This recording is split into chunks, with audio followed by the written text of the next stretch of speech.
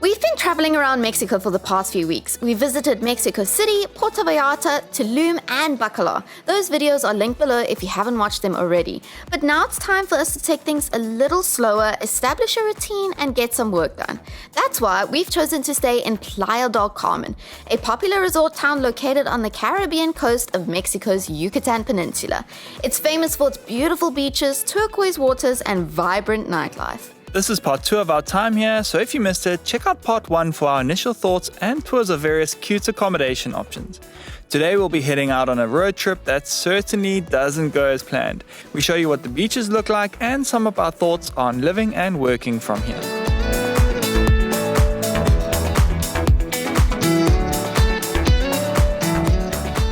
Mentioned in part 1, Playa del Carmen is in a great location to explore the rest of the Yucatan Peninsula, and since we have a rental car, we decided to head out on a road trip to visit one of the new 7 wonders of the world, Chichen Itza. From Playa del Carmen, it's a 2.5-hour drive. We topped up our car with some gas, which cost 300 pesos, and headed out. First thing, we were very impressed with the quality of this road. There was a lot of construction here and there, but overall the roads in the Yucatan were pretty good. Secondly, and something we were not aware of at all, is the cost of tolls in the area. According to this article, this very road is one of the most expensive toll roads in all of Mexico. It wasn't long before we hit our first one, which cost 300 pesos. We didn't think much into it and carried on. Shortly after this toll, and with about 1.5 more hours to go, we suddenly got pulled off the road by people wearing white tourism shirts. They told us that this is where we needed to buy our Chichen Itza tickets and tour packages. A guide for 45 minutes. The guide shows you the principal zone for 45 minutes after. Hello, you speak English? No. To Chichen Itza. Chichen Itza, okay. Do you have the tickets? In the basic No. unit, No, arrive okay. at Chichen Itza, pay the Tickets parking, here. 80 pesos, How much? I only want to look. No guide. No guide, okay. How many people? 2. You pay in credit card or cash? You can tell me for cash how much? Cash in pesos, okay? 1,700 pesos. Yeah. For you pay in credit card for 2 persons. Yeah. To do what? To go inside? Include tickets, okay? Include parking lot. No guide. Yeah. 2,000 pesos? Yeah. For 2 persons. I just want to look inside. Cheapest. Okay. Tickets price official. Official price. No, too expensive. Okay, so we've decided to turn around because we are not sure if we do get to Chichen Itza, if we have to pay that price, because according to that lady, it's the same here as it is there. You'll just not have to wait in lines. It's 2,000 pesos for the both of us, and this was, to be honest, very shady. They're giving us pricing on calculators. They're not even printing out tickets or giving price lists or anything. So I don't know if they're trying to scam us or just trying to get extra money out of us or not, but that alone has put me off, and I'm not going to go to support a place that's going to do that to us. If it was all official and stuff, they gave us tickets and showed us exactly what we were paying. I still don't know what we're paying that for, because we haven't even gotten to Chichen Itza yet. We haven't even paid that entrance. Who's to say that we pay this and get there and then we still have to pay the entrance? Nobody said that. So we're not taking the chance, we're turning around. That's put me off. I'm really upset and pissed off with him. I don't know.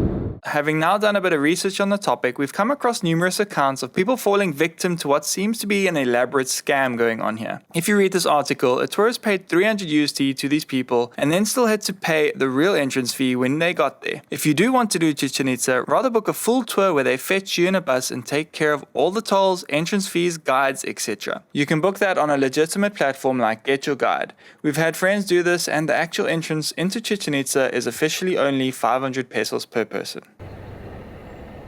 Current situation is we only have $10 and 360 pesos. We need 363 to get through this toll gate. So we're trying to convert our $10 to get some pesos because we're 3 pesos short. Claire's just found a really good Samaritan, I think. He's gonna help us out with a couple pesos. Oh, what a nice man.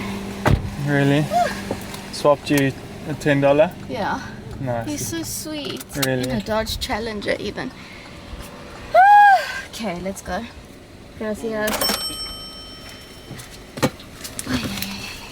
Oh, he's waiting for us. Oh, there's sweet people in Mexico, man.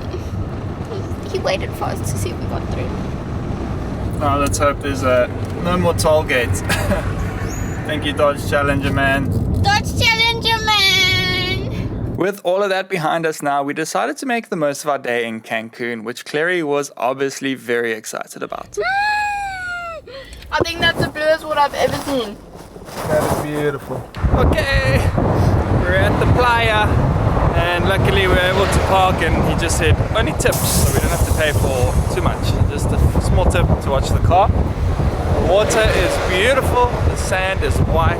Wow, you can see why people come here. Lovely to see this Caribbean water. We can definitely see why Cancun has become a mega hotel zone and hub for tourists visiting Mexico. Its beaches are absolutely stunning. Yes, there is a bit of sarcasm here, but that takes nothing away from the fact that this is the bluest water we've ever seen, and they are trying very hard to keep the seaweed at bay.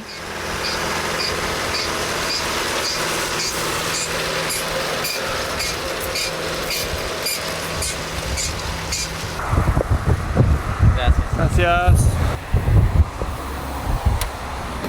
Okay, thank you very much. Bye-bye, thank you. Okay, we've given our car back. They actually offered to take us back to the airport with all of our luggage. So they do offer that service, which is pretty cool to note. But we are going back to Playa Del Carmen.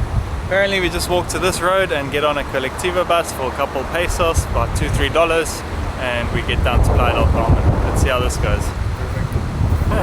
Apparently it's like the sardine bus. Hola, Playa del Carmen. Yeah. Gracias. Thank you. Gracias. Survived the colectivo. That was fun. Yeah. It was 45 pesos per person to get from just outside Cancun airport to Playa del Carmen. Now we gotta walk a little bit. Hey everybody, we're home. But now our unit used to be up there. And now we're at number 2 on the ground floor. Slightly smaller unit, a bit cheaper every night. I think this one was around 500 Rand a night. Let's check it out. They were kind enough to move our stuff down. Yay. So our bags are already here.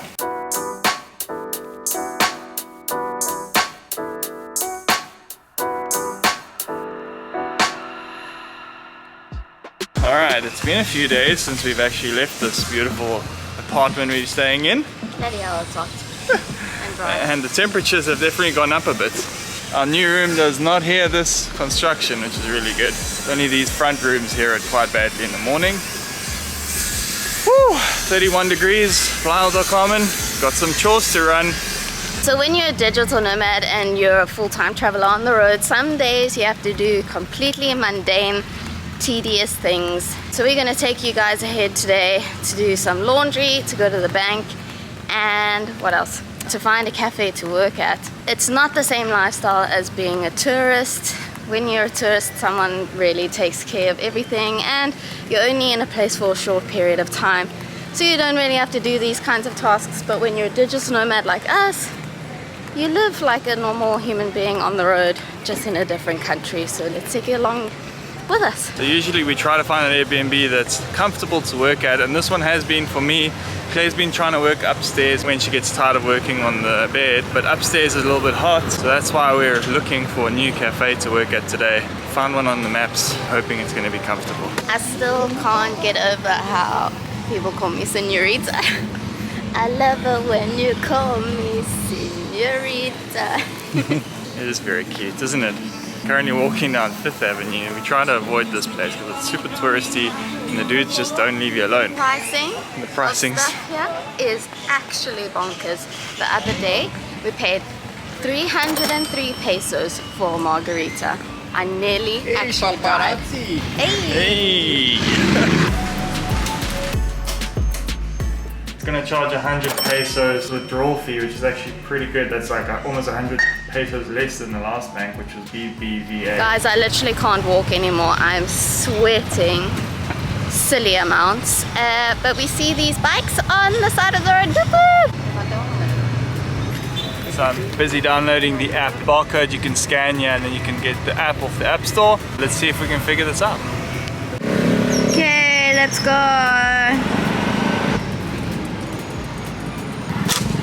Way.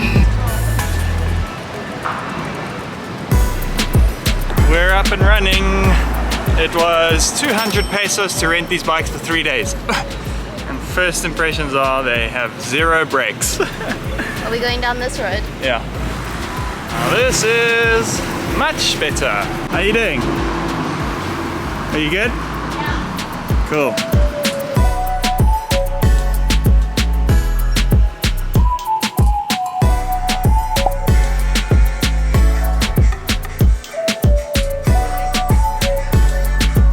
So that's chore number 2 done. Claire's like, it's so hot, I want to go home.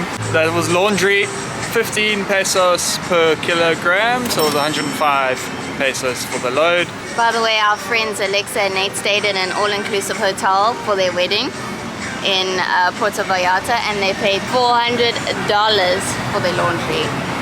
And then we went to a mall and you could buy a whole washing machine for like $200 more than that.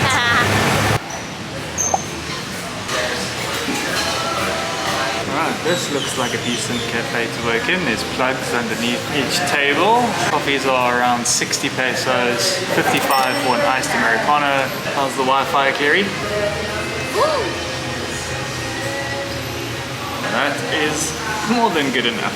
We are learning as we go with these bicycles. Can't use them more than 30 minutes on a trip, so you can use it unlimited times in your 3 days that you buy. But you gotta make it 30-minute trips at a time. If you go over that, you get charged a fee.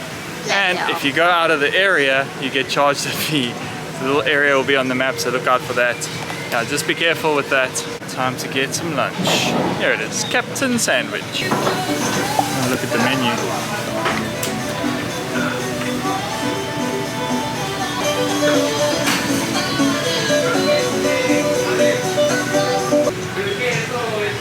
And for the chilaquiles, how do you like the egg?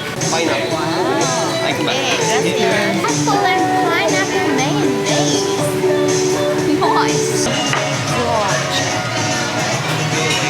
Oh, gracias. Bon appetit. Thank you. I want to swap. Yeah. Chilaquiles with the fried egg and chicken and red and green sauce. It looks absolutely delicious, but your sandwich looks good too. I'm dying to try this. Pineapple mayo. Apple mayo. Pineapple.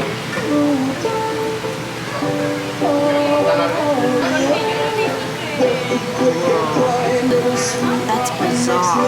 Apple. Oh, I like the apple.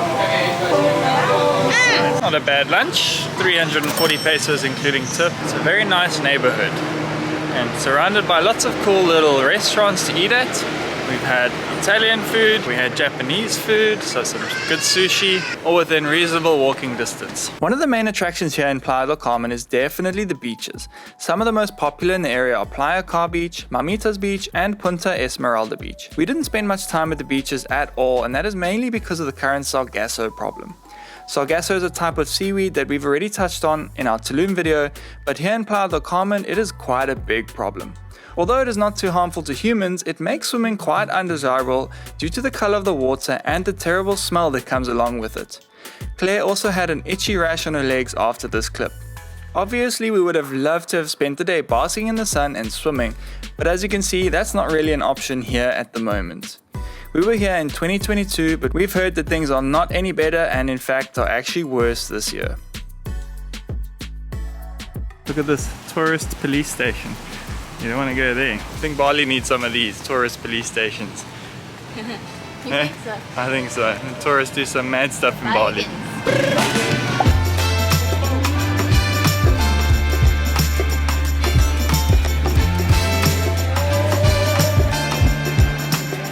Wants a bigger drink, eh? another place that serves drinks in a big, is it like a cauldron? No, what is it? What is it called in Game of Thrones? Goblet. Is it? Goblet, yeah. Well, you can just see it's cold. That's nice. Oh, Yummy.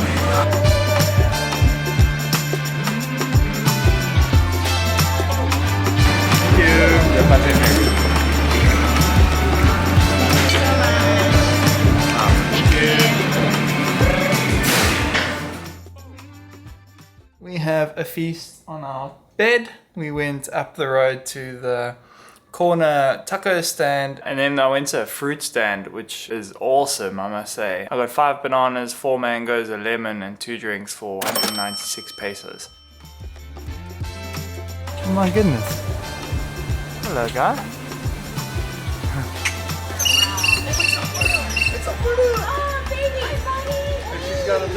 Awesome little surprise on our walk this morning. Encountering a gibbon in the tree.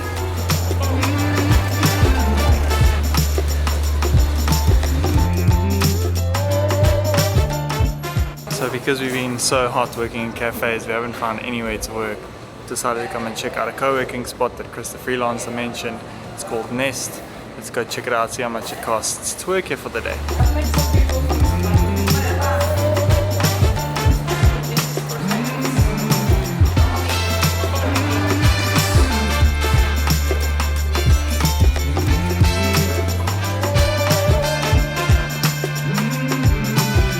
Okay, so that was Nest. We were there for about 4 hours. It was at a half day for 150 pesos per person. That gets you internet, coffee, cookies, fruit. They even have cereal there. You can plug into the electricity. There's comfy chairs, although my one wasn't that great, but you just like, if you arrive early, then get access to all the chairs and you can choose your spot. So yeah, pretty good. after going to numerous cafes to find a comfortable and air-conditioned place, we finally found this one called Midogo. We'll link it below. The rest of our time here was spent eating at our favorite alfagon, riding on bikes, and doing a ton of work. To be honest, we were quite content leaving Playa Del Carmen by the end of our 12 days here. Sargassum is still a real problem and seems to be affecting tourism, because honestly, without the beach, there's not much else to do here. Final thoughts on Mexico is that we had an incredible time here overall. We were pleasantly surprised by the warmth of the people. There is one huge misconception that it is unsafe, but from all of our time here, we can honestly say that we did not feel unsafe at all. Look out for our full Mexico guide, which covers everything you need to know before traveling to Mexico. We'll see you in the next one. Bye!